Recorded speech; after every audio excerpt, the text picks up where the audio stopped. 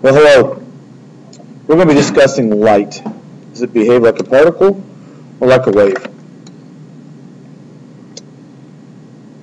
Our objectives for today is to be able to dig deeper and find out when does a light act like a wave and when is a light acting like a particle, because it shares both of those common characteristics.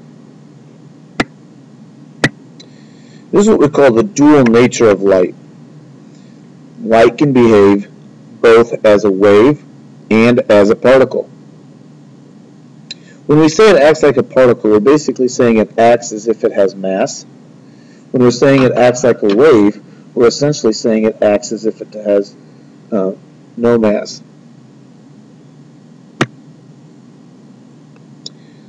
Light as a wave. Well, it acts like a wave because it's a transverse wave. It acts like a wave because it does not require a medium. Light can go through outer space.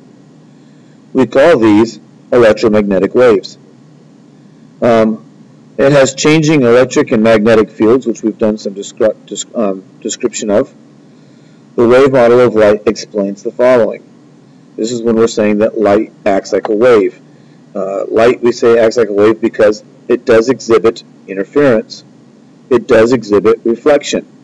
Light does act like a wave because it refracts. And we'd also say that light acts like a wave because it diffracts. These are all the different characteristics of a wave. And light does all these things as well. Light will reflect off of a mirror. That's pretty easy to understand. Light will refract, meaning it'll change direction as it goes through water. We see that all the time when you stick a pencil in a glass of water. Light will also diffract, meaning as it goes around a corner, it will turn. When it goes around an edge or a barrier, you'll see that it actually turns or changes direction. Okay, how about the other part of this then? How about light as a particle?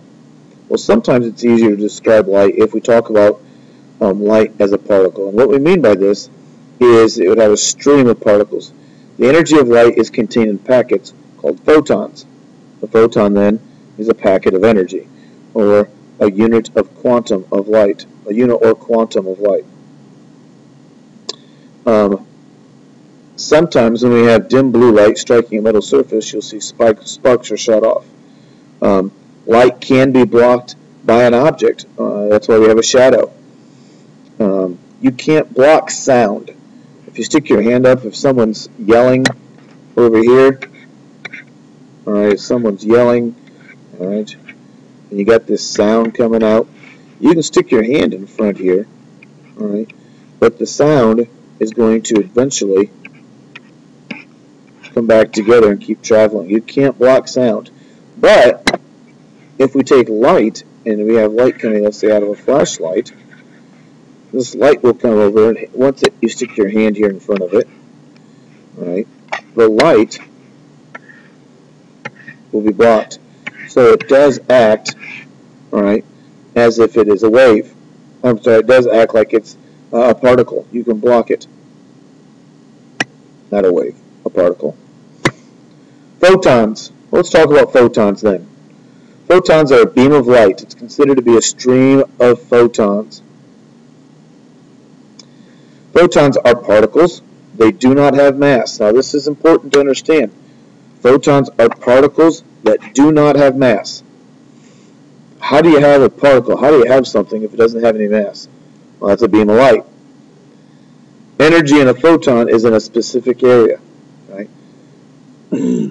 So again, a photon, all right, it is a particle and it does not have mass. It does have energy, right? And it's in a very specific area. Let's go on here a little bit farther and talk about the electromagnetic spectrum. The electromagnetic spectrum. Well, what I've got down here at the bottom are all of the waves of the electromagnetic spectrum. We have radio waves, microwaves, infrared waves, white light, ultraviolet, sorry, I had to think about that, X-rays, and gamma rays. All of these are different types of waves that make up the electromagnetic spectrum. what we find out is that waves that are on the radio side or the microwave, they have a very long wavelength. Radio waves are very long. Microwaves are just a tad bit shorter, all the way to gamma waves, which are the shortest wavelength. Well, frequency. All right. What do we learn about the frequency here? Radio waves have a very low frequency. Radio waves would be very long waves before we get back to where we started. That might be an example of a radio wave. But if we were to look at a gamma ray,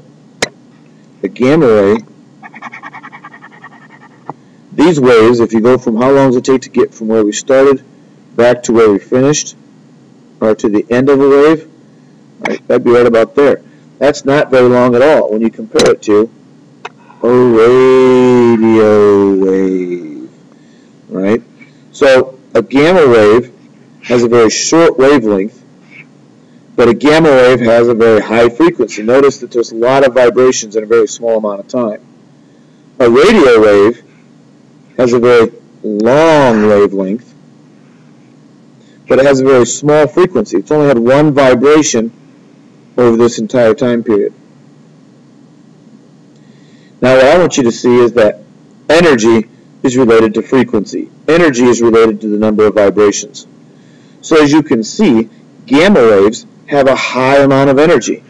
Radio waves have a very low amount of energy. And that really explains then why radio waves aren't dangerous. Radio waves aren't dangerous because they have a very low frequency. That's why we have radio waves all around us all the time. Gamma waves, all right, or X-rays, ones that clear over here to the right, they have a very high frequency. All right, notice it says lots of vibrations, which means they have lots of energy. That's why they are dangerous, and we try to limit the exposure that humans have to these types of rays.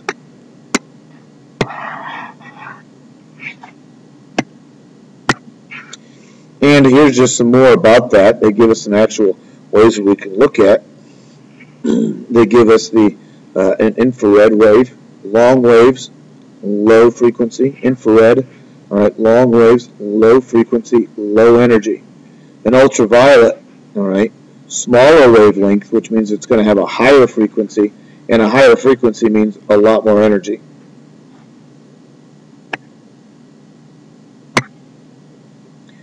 All right, electromagnetic mediums, wave speeds. The speed of light depends upon the medium. Now, it doesn't require a medium to travel, but a medium can change the speed at which it travels through. For example, a vacuum. This is the 2.997925 times 10 to the 8th meters per second. Or a lot of times we'll simply just say in a vacuum, light travels at 3 times 10 to the 8th meters per second. In air, you notice there's not a huge difference between these two. So a lot of times you'll simply see that they say light travels at a speed of 3 times 10 to the 8th. Ice is going to travel at 2.29 times 10 to the 8th meters per second. So it's going to slow down when it goes into ice. The same thing with water. It's going to travel even slower when it goes into water. That's why we get refraction, because it's a change in speed. We'll talk about that here sometime soon. Waves and particles. All right, the brightness of light depends upon the intensity. Intensity is the rate at which energies flow through a given area of space. The number of photons per second, or power, that pass through a certain area of space determine the intensity. Well, the next slide we've got here is a good example of that. We talked about intensity when it came to sound, and intensity was one of the ways that we could make things louder. We said if this was someone's voice and this was someone's ear, there'd be a lot of intensity right there. But if we put someone's ear clear down here, a lot of the sound would not be going into the ear, and it wouldn't be nearly as loud or nearly as intense. Well, light is the same way. If you put someone's eyeball right there, they're going to be having a very intense amount of light in their eye. And if we put someone's eyeball down here, they're not going to have nearly the intensity or the amount of light going into their eye. Kind of like having someone shine a flashlight right in your face, or someone being clear across the room and having a flashlight on. There's a pretty big difference there in the middle of the night. Well, I hope this has been beneficial. I'll see you on the flip side.